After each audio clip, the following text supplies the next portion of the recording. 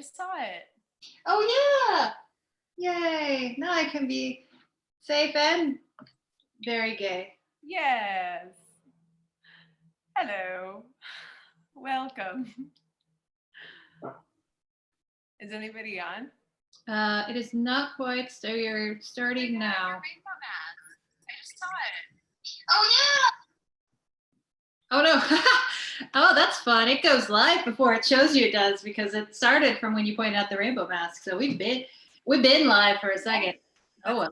We're live. We got two people watching. Well, that's all right. We've been doing this a lot. Hello, Michael. Yes. All right. So Welcome to 80's night, everybody. All right. Hey, all right. People are rolling in. Hello, everybody. Hey guys.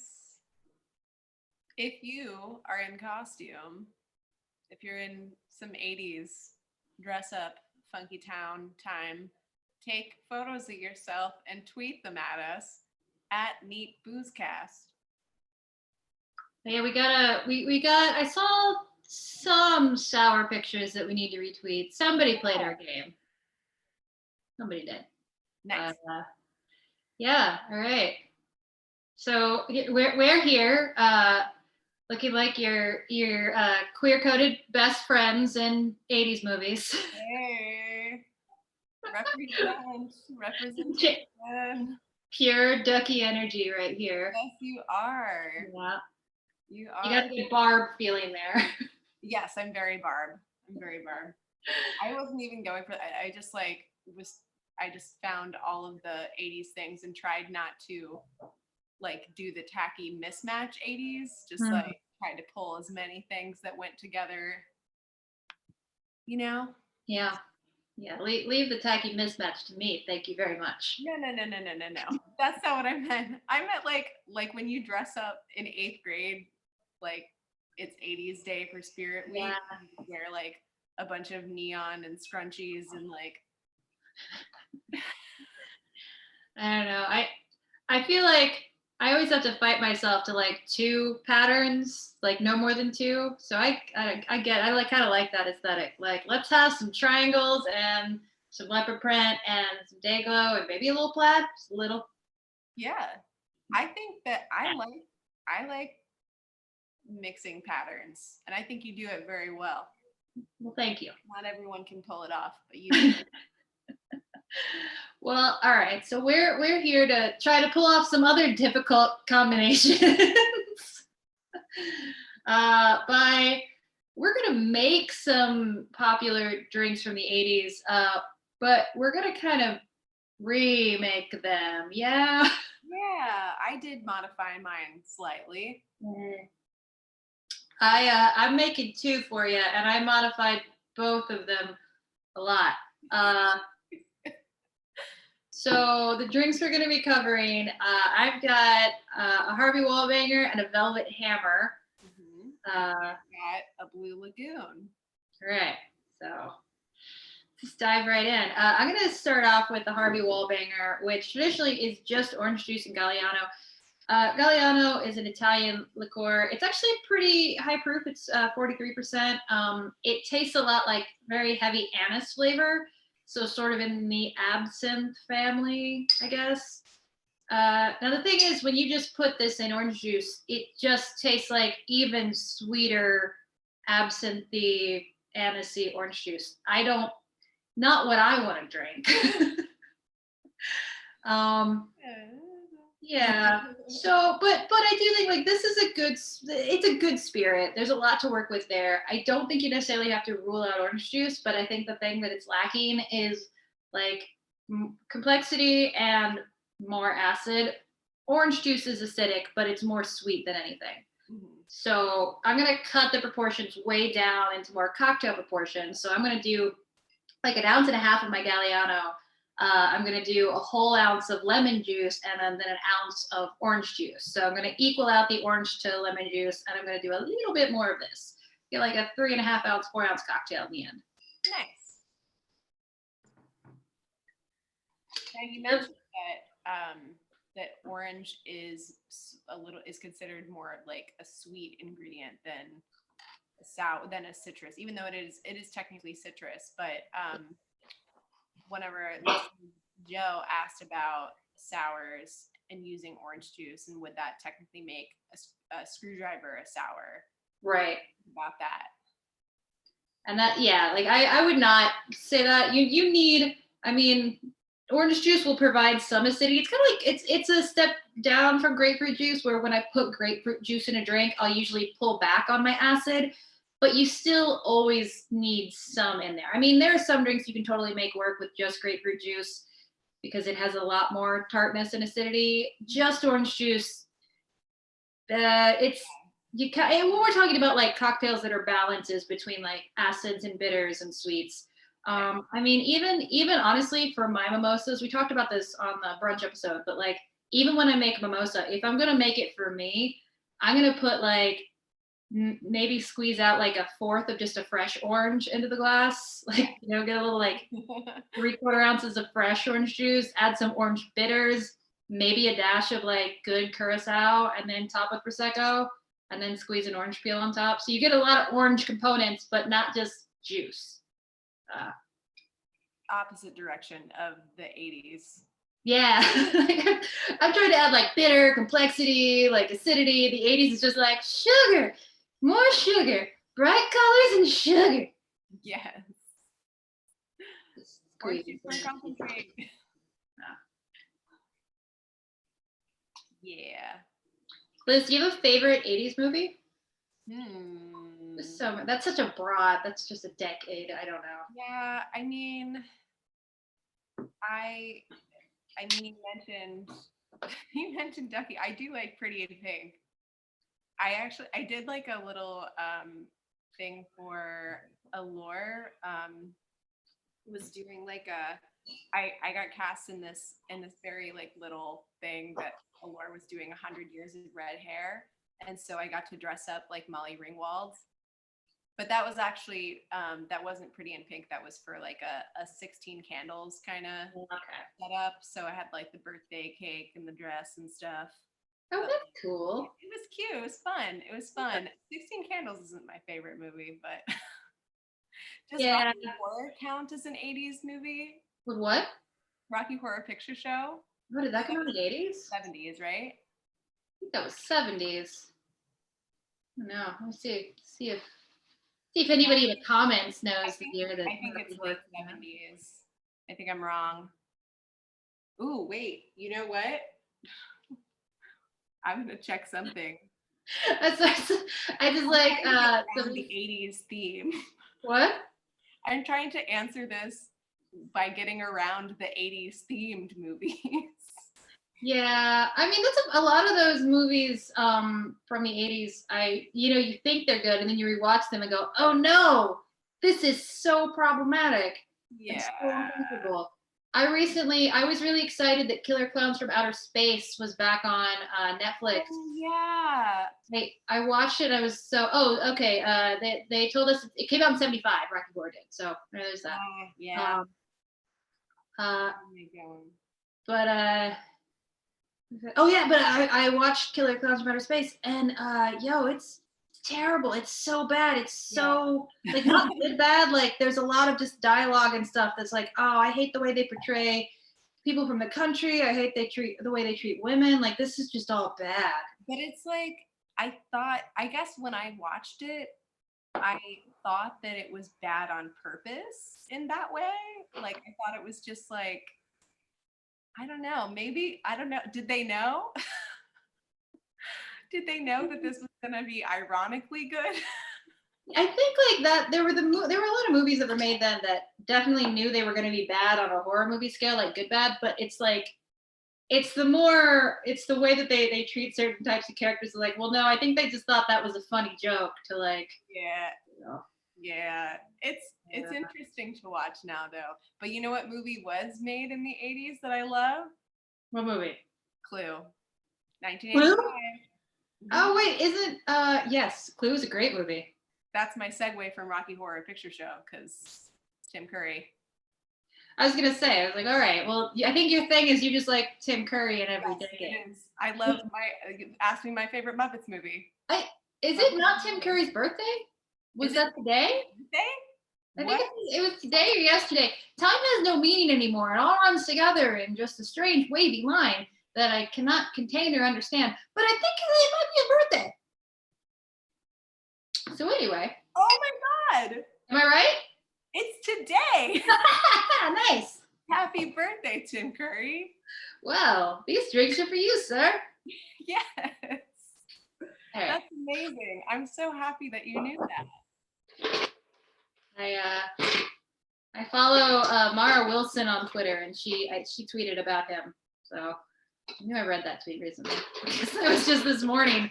Oh, that seems so long ago. Oh.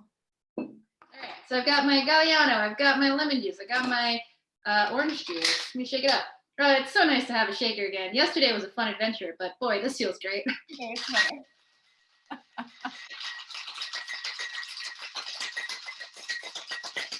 Liz, I don't know if there's anything you could do to be louder, but one of our watchers said you were a little quiet. So Yes. Okay. You know what? if there's anything you can do. Yeah, what I can do, I'm gonna plug in my headphones, and that way it'll go through my mic on my headphones.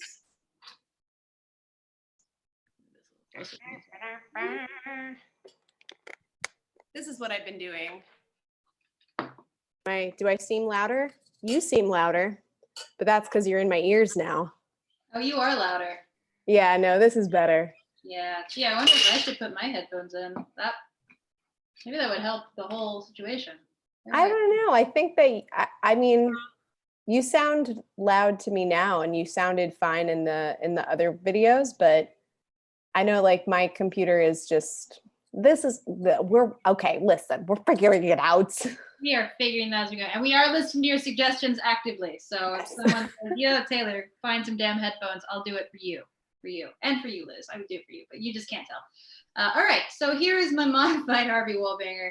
I gotta garnish it, but Nah. now this is a drink I would drink. It's a great brunch cocktail. If you want something that's like has that what you're looking for when you think I want some orange juice with some alcohol in it, like to kind of get yourself over that hangover. Like it has all of that there. It's very sweet. It's not alcoholic. But that little bit of lemon juice really cuts through that sugar and just makes it a lot more palatable and a lot more balanced. Mm-hmm. I love that color. It's a great color. It's a really, I kind of thought I was going to have to fuck with this one a bit more and like add a secondary alcohol. But whenever I'm trying to, because this is far from the first time I've done this, try to take a kind of bad cocktail and make it a kind of good cocktail, I always just try to make one change at a time.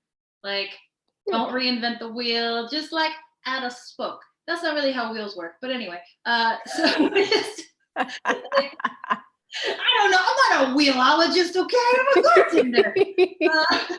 But just add some lemon juice. That seems to be the main problem, and like adjust the acidity, and it kind of works. You know, I mean, it's definitely on the sweet side, but it's really refreshing. It's really bracing. I think it's a good answer to, I want a brunch drink, but I don't just want to drink some alcoholic orange juice. I want something a little bit more nuanced. So Yeah, nice. I like it. I like how you dressed that up. All right, so I am going to make the Blue Lagoon. And as far as like modifying it, you know, like there's a lot of ways that you could change it, but except for it's very simple. And like the main thing about it is that it's blue. So you really can't change it that much. But I'll go ahead and tell you the main ingredients. So basically, to put it simply, it's 1 part vodka, 1 part blue curaçao, and 4 parts lemonade traditionally. And you could totally do that. The problem that was wrong with it in the 80s is that they were probably not using, if they were using lemonade, they probably weren't using fresh lemonade, but they were actually probably using sour mix because it was convenient. So there's nothing wrong with using lemonade. Personally, I like things not so sweet. And since we have the blue curacao in there, I actually squeezed some fresh lemons and I just added a little bit of simple syrup to that. So to kind of get like a little bit crisper taste. Yeah. And I haven't tried it yet, but that was just like my inkling of what I might like. So you can also, I've seen recipes that use soda water too. That would be nice and refreshing. I don't have soda water. You could probably, if you had a White Claw, hey. There you go. Yeah. And yeah. It's sort of the same in the way you did it. It's a lot like the structure we were dealing with yesterday. It's kind of like a sour build. You know, you've got your citrus, you got a sweet, and you've got a base spirit. You're just splitting your sweet in this case between some sugar and the triple sec. So. Exactly. And because I am going to pay a little bit of homage to the 80s and make it a giant drink. I have a giant glass here. Oh, yeah. So I'm going to do a full ounce of each of my spirits and then 4 ounces of my homemade lemonade adjacent thing. I think that's going to make it a little bit bigger. So that was my vodka.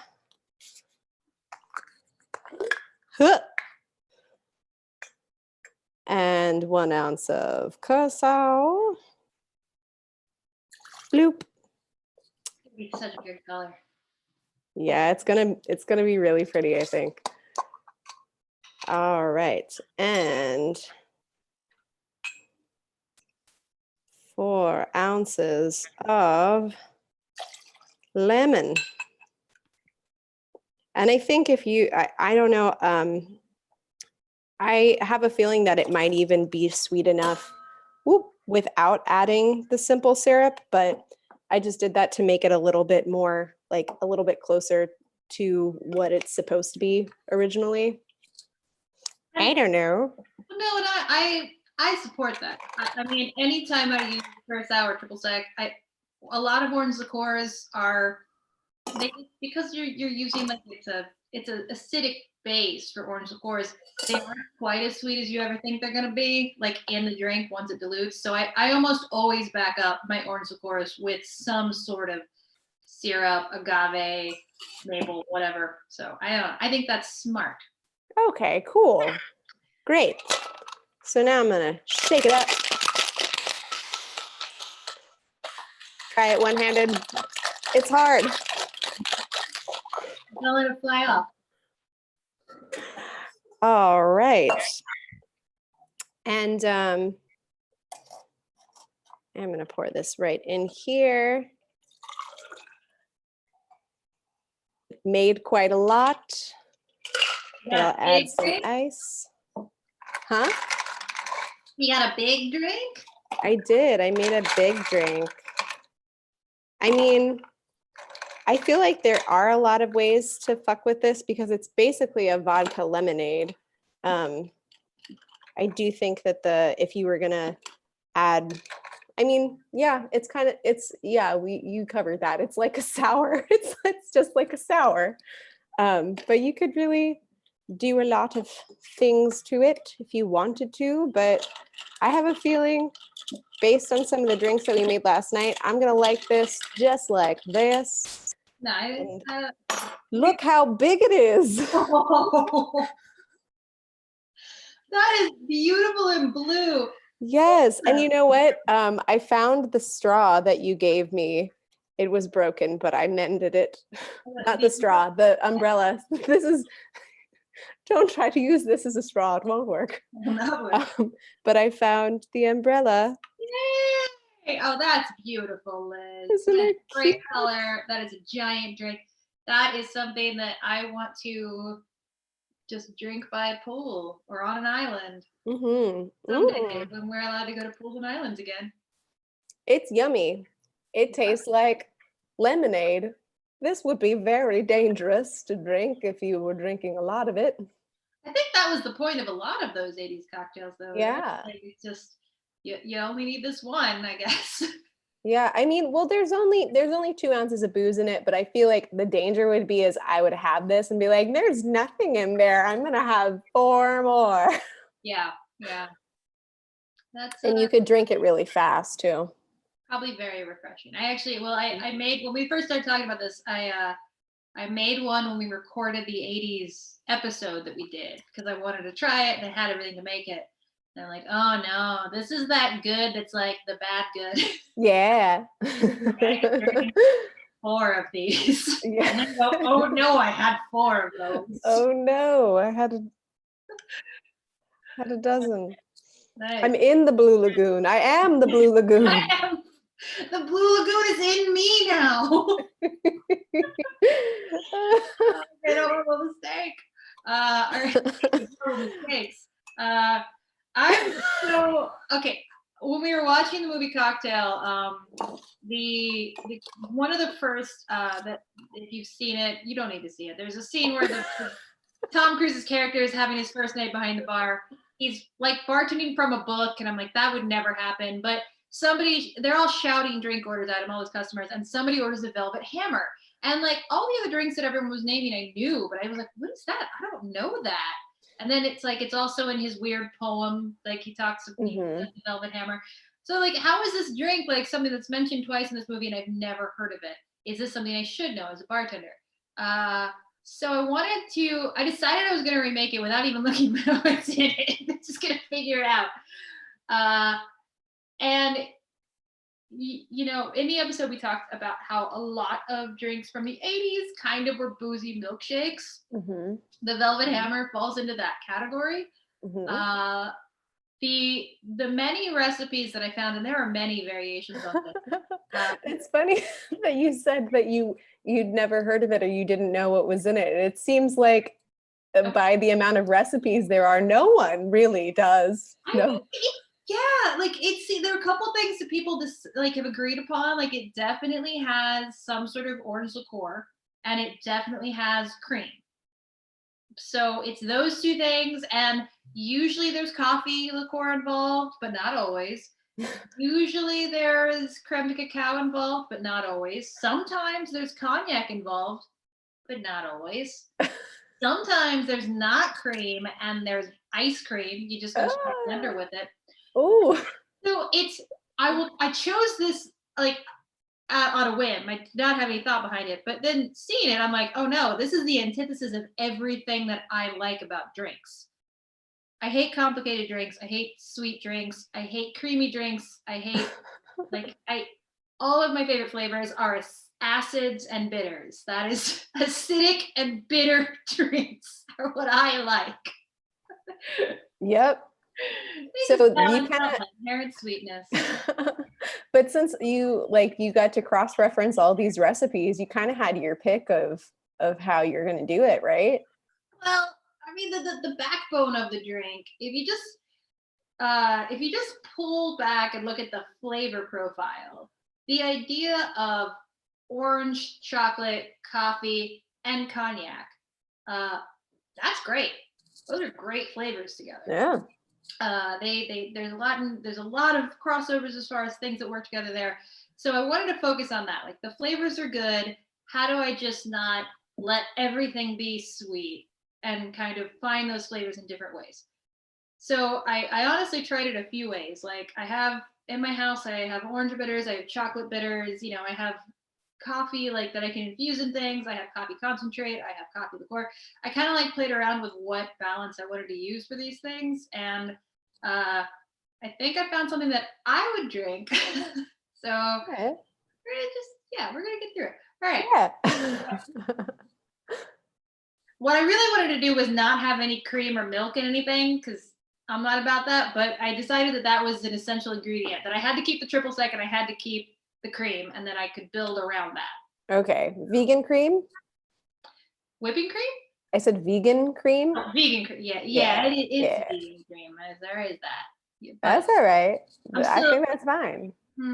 All right. So what I decided, I can't drink it. I'm the only one here. Right. Usually I can hand it off to you, but you know, just me. So I'm gonna go with the cognac. I have some Hennessy here. I'm gonna do an ounce of that.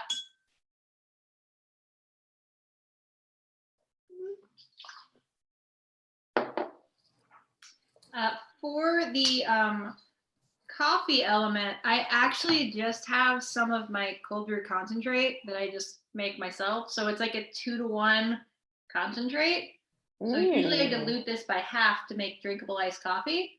I kind of like this because as opposed to infusing something with coffee, this kind of takes up some volume and just adds some bitterness to the drink. You still get the coffee flavor that you get from like a coffee liqueur, but it minuses one of the sweet ingredients and replaces it with something that is providing complexity, bitterness, and also more volume. So I'm gonna do an ounce of this actually. Nice. And then for my my 2 sweets, I'm gonna do a half an ounce of creme de cacao and a half an ounce of dry curaçao.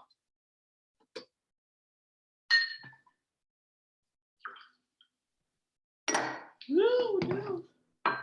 Who knew? Don't worry, everything's fine. There's a very limited scope of view right now, so you can't see the mistake I just made. Ah.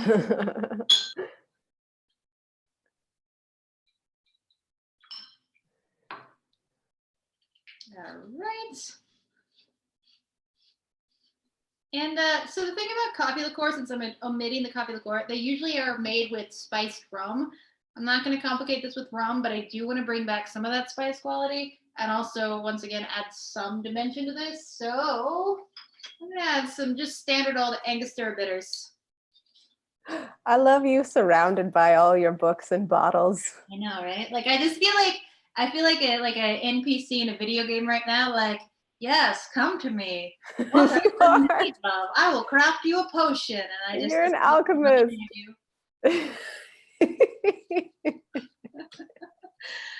I'm playing a lot of video games and not talking to humans. So great.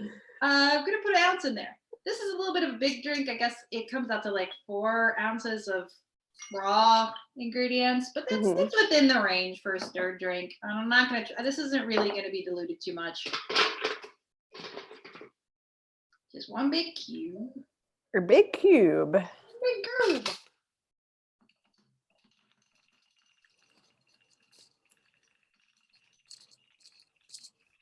Stir it up.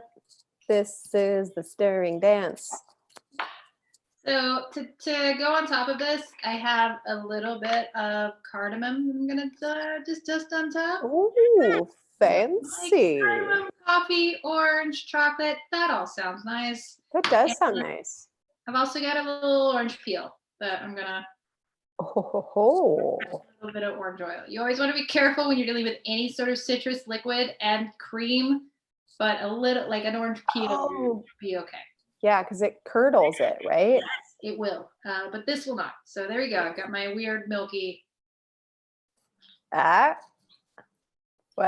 And that's nice. Nice. It tastes like, because of the coffee concentrate, which is, I mean, you get the flavors you get up front are like orange and coffee, and kind of followed by like a little bit of chocolate.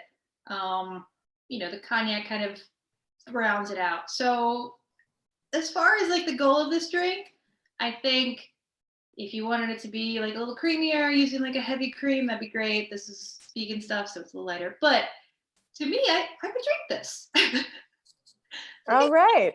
Balanced after dinner drink with some coffee notes and some orange notes. Well, it's a good thing you like it because you're the only one there to drink it. Because I'm all alone. Oh, you can't give it to Jack. It will. No. He can't handle it. No, he cannot. He's a lush. No. Just kidding. I'm gonna look over at the chat now and see. Oh yeah.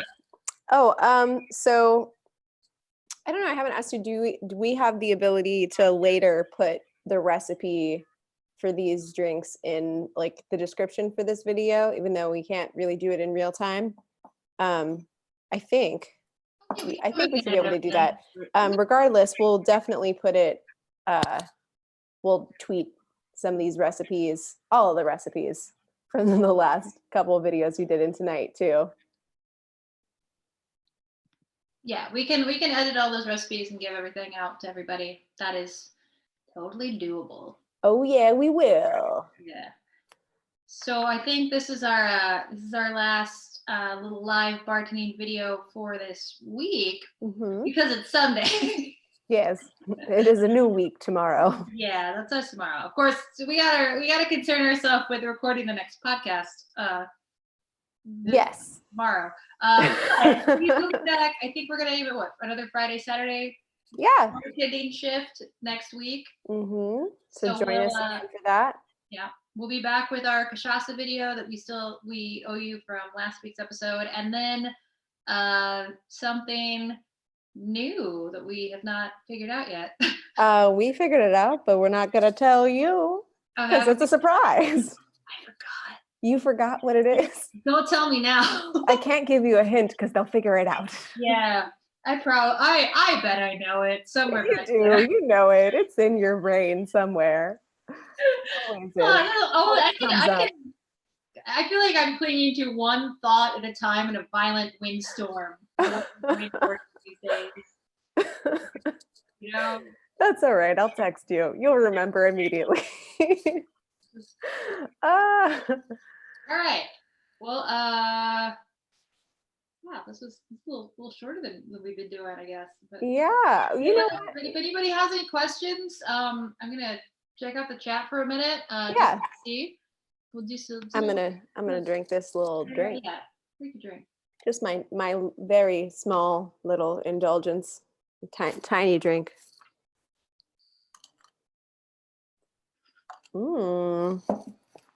Twitter. Is anyone tweeting? Hey, could we see Jack? You know what? Give me a second. Get Jack. Jack. He's usually pretty chill. Jack. He's really chill. I've trapped myself in between my table and the wall, so it'll be really hard for me to get Luna, but you know, she's also not chill. So We have adoring fans that want to see you. Jack, I want to see you too. Second. He was chilling. Hi, Jack. Oh my gosh, hi. Such a fancy boy. He doesn't like to be held. No, he lets me hold for about 20 seconds at a time. That's very kind of you. Oh, and there he goes. Yep. He said, that's enough. He's never, like, he doesn't ever scratch or bite me, but when he's uncomfortable, he just goes this. So I know to let him. I do the same thing, weirdly enough, when I'm uncomfortable. It's a silly thing. I don't scratch or bite, I just go.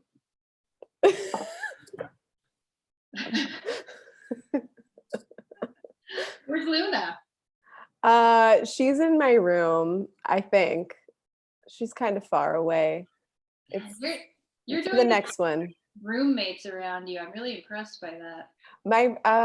I don't think most of them are home. I think one of them might be home, but she is still in school, and so she's doing school from home. So if she's home, I'm not sure. I don't see any of them anywhere. Perhaps they're hiding. We're all supposed to be locked inside. That's disconcerting. No. It's like, no, they got to go shopping and whatnot carefully. Everybody in New York has to wear a face covering when they leave the house now. Y'all, I don't know if you know, but that's our thing now. That's why Taylor's got a cool mask back there. Are you reading the YouTube comments? Oh, okay. So what is a good replacement for grapefruit? I need something more bitter than other citrus, but I can't have grapefruit because of my meds. Well, I mean, grapefruit is not actually. Oh, here you go. I was gonna say, in my mind, grapefruit's not quite as bitter as lemon and lime, so I would just go with those. But one thing that I like to play around with, and I don't know what your interactions are, but I always keep citric acid and tartaric acid on hand. Haha. You really are a chemist. These are my acids. Mm. These are cheap. They're readily available on the internet. And you can actually, you could use these. Actually, you could use these with like an orange or really any other fruit to bring your citrus. I would always like pair these with another fresh fruit just to get the freshness. But you can actually use these in suspension to make like a citric syrup or a citric solution to put in a cocktail. My friends and I fucked around with these and made like clear daiquiris because you can yeah. suspension. So if you have a problem with grapefruit specifically, I would get some citric acid is the more common one, but tartaric acid is a little different. These are just highly like acidic tart, kind of like what goes around a crybaby. If you ever had that candy. Oh yeah, or the sour warheads. Yeah. So I don't know. These are fun to play around with in cocktails in place of your citrus, and especially if you've got a restraint. You could do like some fresh orange, or even just like really anything that's going to give you that fresh fruitiness that you're going to lack from using one of these. And this could provide you with the acid. So get some acid is what I'm saying. That's a great tip. Yeah. That's awesome. Nice. All right. Any more comments on the YouTube?